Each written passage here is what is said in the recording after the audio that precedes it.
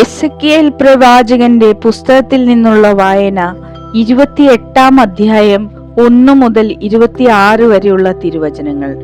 Tyre രാജാവിനെതിരെ കർത്താവ് എന്നോട് അരുളി ചെയ്തു, മനുഷ്യപുത്ര, ടൈർ രാജാവിനോട് പറയുക, ദൈവമായി കർത്താവ് അരുളി ചെയ്യുന്നു, അഹങ്കാരത്തള്ളൽ കൊണ്ട് നീ പറഞ്ഞു, ഞാൻ വേദനയാണ്, സമുദ്രമധ്യേ ദേവന്മാരുടെ സിംഹാസനത്തിൽ ഞാൻ ഇരിക്കുന്നു. എന്നാൽ നീ ദൈവത്തെ പോലെ ബുദ്ധിമാനെന്ന് തന്നെത്താൻ കണക്കാക്കുമെങ്കിലും നീ ദൈവമല്ല, മനുഷ്യൻ മാത്രമാണ്. തീർച്ചയായും നീ ദാനിയേലിനേക്കാൾ ബുദ്ധിമാനാണ്. ഒരു രഹസ്യവും നിന്നിൽ നിന്ന് മറഞ്ഞിരിക്കുന്നില്ല. ബുദ്ധി കൊണ്ടും വിവേകം കൊണ്ടും നീ ധനം സമ്പാദിച്ചു, പൊന്നും വെള്ളിയും നിന്റെ ഭണ്ഡാരത്തിൽ സംഭരിച്ചു. വ്യാപാരത്തിലുള്ള നിന്റെ വലിയ അറിവ് മൂലം നീ സമ്പത്ത് വർദ്ധിപ്പിച്ചു, ധനം മൂലം അഹങ്കരിച്ചു. ആകയാൽ ദൈവമായി കർത്താവ് അരുളി ചെയ്യുന്നു, നീ നിന്നെ തന്നെ ദൈവത്തെ പോലെ ജ്ഞാനിയാക്കി കണക്കാക്കി. അതിനാൽ ജനതകളിൽ വെച്ച് ഏറ്റവും ഭീകരന്മാരായവരെ ഞാൻ നിന്റെ മേൽ അയക്കും. നിന്റെ ജ്ഞാനത്തിന്റെ മനോഹാരിതയ്ക്ക് നേരെ അവർ വാളൂരും. അവർ നിന്റെ തേജസ് കെടുത്തിക്കളയും. അവർ നിന്നെ പാതാളത്തിലേക്ക് തള്ളിയിടും. വധിക്കപ്പെട്ടവനെ പോലെ നീ സമുദ്രമധ്യേ മരിക്കും. നിന്നെ കൊല്ലുന്നവന്റെ മുൻപിൽ വെച്ച് ഞാൻ ദേവനാണ് എന്ന് നീ ഇനിയും പറയുമോ? നിന്നെ മുറിവേൽപ്പിക്കുന്നവന്റെ കൈകളിൽ നീ ദേവനല്ല, വെറും മനുഷ്യനാണ്. അപരിച്ഛേദിതനെ പോലെ നീ വിദേശികളുടെ കരത്താൽ മരിക്കും. കർത്താവായി ഞാനാണ് ഇത് പറഞ്ഞിരിക്കുന്നത്. കർത്താവ് എന്നോട് അരുളി ചെയ്തു, മനുഷ്യപുത്ര, ടൈർ രാജാവിനെ കുറിച്ച് ഒരു വിലാപഗാനം ആലപിക്കുക. അവനോട് പറയുക, ദൈവമായി കർത്താവ് അരുളി ചെയ്യുന്നു, നീ പൂർണ്ണതയ്ക്ക് മാതൃകയായിരിക്കുന്നു, വിജ്ഞാനം തികഞ്ഞവനും സൗന്ദര്യ സമ്പുഷ്ടനും. നീ ദൈവത്തിന്റെ തോട്ടമായ ഏദനിലായിരുന്നു.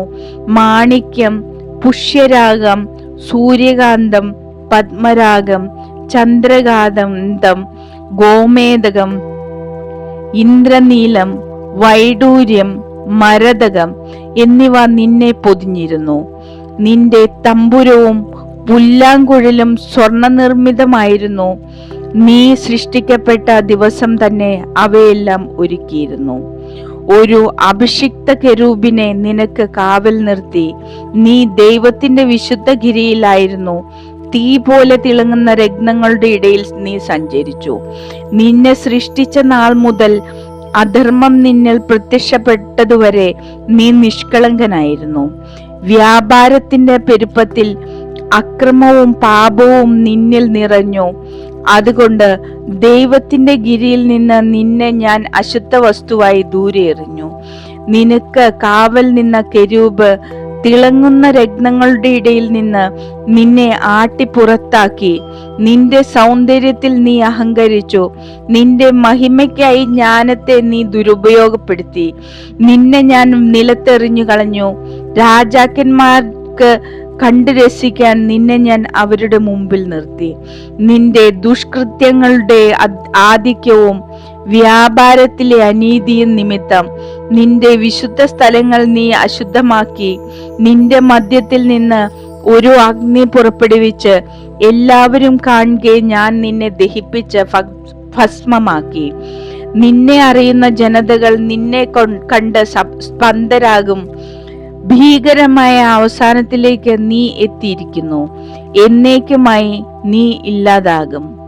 സീദോനിനെതിരെ കർത്താവ് എന്നോട് അരുളി ചെയ്തു, മനുഷ്യപുത്ര, സീദോനു നേരെ മുഖം തിരിച്ച് അവൾക്കെതിരായി പ്രവചിക്കുക.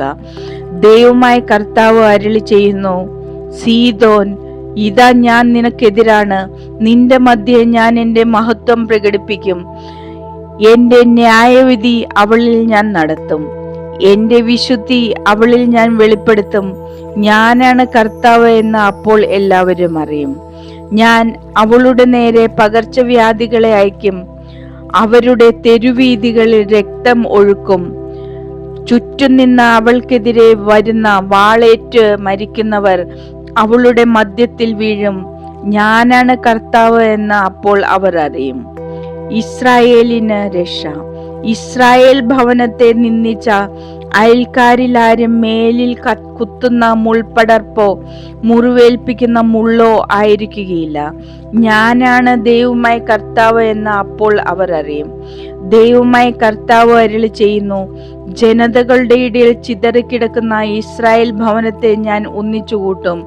ജനതകളുടെ മുമ്പിൽ വെച്ച് ഞാൻ എൻ്റെ വിശുദ്ധി അവരിൽ വെളിപ്പെടുത്തും. എൻ്റെ ദാസനായ യാക്കോബിന് ഞാൻ നൽകിയ അവരുടെ സ്വന്തം ദേശത്ത് ഞാൻ വസിക്കും. അവർ അവിടെ സുരക്ഷിതരായിരിക്കും. അവർ വീട് പണിയുകയും മുന്തിരിത്തോട്ടം നട്ടുപിടിപ്പിക്കുകയും ചെയ്യും. അവരോട് അവജ്ഞയോടെ പെരുമാറിയ ചുറ്റുമുള്ളവരുടെ മേൽ ഞാൻ വിധി നടത്തുമ്പോൾ അവർ സുരക്ഷിതരായിത്തീരും. ഞാനാണ് തങ്ങളുടെ ദൈവമായ കർത്താവ് എന്ന് അപ്പോൾ അവർ അറിയും.